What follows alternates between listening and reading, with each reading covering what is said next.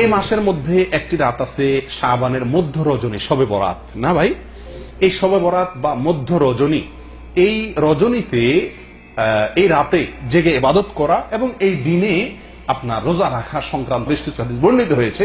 এই হাদিসগুলোর প্রায় সবগুলো হাদিসই জয়ীফ, এর কোনটি সহি নয়।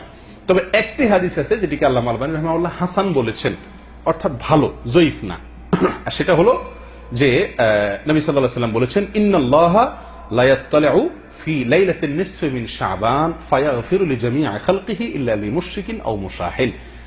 শাবানের মধ্য শাবান রাতে, যেটাকে আমরা শবে বরাত বলি, আল্লাহ সুবহানাহু ওয়া তাআলা বান্দার দিকে দৃষ্টিপাত করেন, নজর দেন এবং সব মানুষকে সাধারণ ক্ষমা ঘোষণা করেন এই রাতে, দুই শ্রেণীর লোক ছাড়া, মুশরিক আর হিংসুক বা ঝগড়াটে লোক। মানুষের সাথে ঝগড়া ফাসাদ করে, কারোর সাথে সম্পর্ক ভালো থাকে না, অথবা হিংসুটে, এই টাইপের লোক এবং মুশরিক, এই দুই শ্রেণীর লোক ছাড়া আর সব লোককে আল্লাহ তাআলা সাধারণ ক্ষমা ঘোষণা করেন। এই হাদিসটিকে আল্লামা আলবানী রাহিমাহুল্লাহ হাসান বলেছেন। এই হাদিসের আলোকে শবে বরাত উপলক্ষে আমাদের একটি মাত্র কাজ হতে পারে, সেটা হলো আমরা এই রাত উপলক্ষে নিজেদেরকে শিরক থেকে মুক্ত করার চেষ্টা করব। একটা পরিচ্ছন্নতা অভিযান চালাবো যে আমার বিশ্বাসে, কর্মে, কাজে শিরক আছে কিনা, শিরক থেকে নিজেকে পবিত্র করব, তাহলে আমি ওই রাতে ক্ষমার যোগ্যতা অর্জন করব। দ্বিতীয়ত হলো হিংসা আমার ভেতরে আছে কিনা, কারোর প্রতি ঝগড়া ফাসাদ করার মানসিকতা আছে কিনা, প্রবণতা আছে কিনা, তাহলে সেগুলো থেকে তওবা করে নিজেকে পরিচ্ছন্ন করে নেব আল্লাহর সাধারণ ক্ষমা পাওয়ার জন্য। ঠিক আছে ভাই? আর এর বাইরে দিনে রোজা অথবা রাতে রোজা, তো এই মাসের ব্যাপারে গোটা মাসই বেশিরভাগ সময় রোজা রাখার কথা আছে, সেটা ভিন্ন, কিন্তু স্পেসিফিকলি ওই দিন, নির্দিষ্টভাবে ওই দিন রোজা অথবা ওই রাতে ইবাদত করার ব্যাপারে সহিহ কোনো হাদিস বর্ণিত হয় নাই। কথা বুঝে আসছে ভাই? আল্লাহ তাআলা আমাদেরকে আমল করার তৌফিক দান করেন।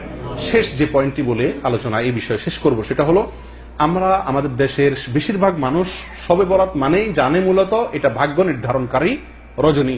আমাদের মিডিয়াগুলো সেভাবে সংবাদ প্রচার করে থাকে যে শাবানের মধ্যরাত, শবে বরাত মানে কি, ওই রাতে কি হয়, ভাগ্য ঠিক হয়। দেখুন, এ বিষয়েও যে হাদিস বর্ণিত হয়েছে সে হাদিস সহিহ নয় প্রিয় ভাইরা। এর বিপরীতে আমি আপনাদেরকে বলবো, মেহেরবানি করে বাংলা কোরআন খুলে দেখুন, সূরা দুখানের 1 থেকে 4 নম্বর আয়াত যদি আপনি পড়েন, আপনার কাছে স্পষ্ট হয়ে যাবে, ক্লিয়ার হয়ে যাবে যে ভাগ্য কোন দিন ঠিক হয়। আল্লাহ সুবহানাহু ওয়া তাআলা বলছেন, ইন্না আনজালনাহু ফি লাইলাতিন মুবারাকাতিন, আমি কোরআনকে নাজিল করেছি একটি বরকতময় রাতে। কোন সে বরকতময় রাত? আল্লাহ এখানে ইশারায় বলেছেন, ডাইরেক্ট বলেন না কোন রাতে নাজিল করেছেন। আল্লাহ বলেছেন একটি বরকতময় রাতে কোরআন নাজিল করেছি।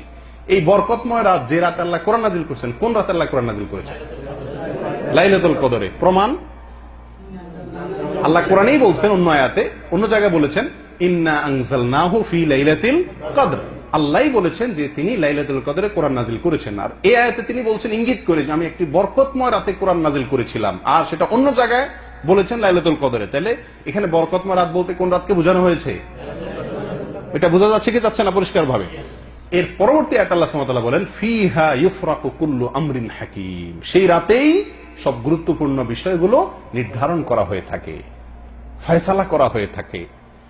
তাহলে বোঝা গেল ভাগ্য ঠিক হয় কোন রাতে? যে রাতে কোরআন নাজিল হয়েছিল, অর্থাৎ লাইলাতুল কদরে। আর আমরা সবাই হুমড়ি খেয়ে পড়ি কোন রাতে? শবে বরাতে। অতএব শবে বরাত উপলক্ষে ইবাদত অথবা নফল সিয়াম, এটি সহিহ হাদিস দ্বারা সাবিত নয়। তবে এই রাতে আল্লাহ সুবহানাহু ওয়া তাআলা আমাদেরকে মাফ করেন বলে, সাধারণ ক্ষমা করেন বলে হাদিস থেকে বোঝা যায়, একটি হাসান স্তরের হাদিস থেকে বোঝা যায়। সেই হিসাবে নিজেকে শিরক থেকে এবং হিংসা থেকে, ঝগড়া ফাসাদ থেকে মুক্ত করার অভিযান নিজের জন্য চালাতে হবে, চেষ্টা করতে হবে। ঠিক আছে না ভাই?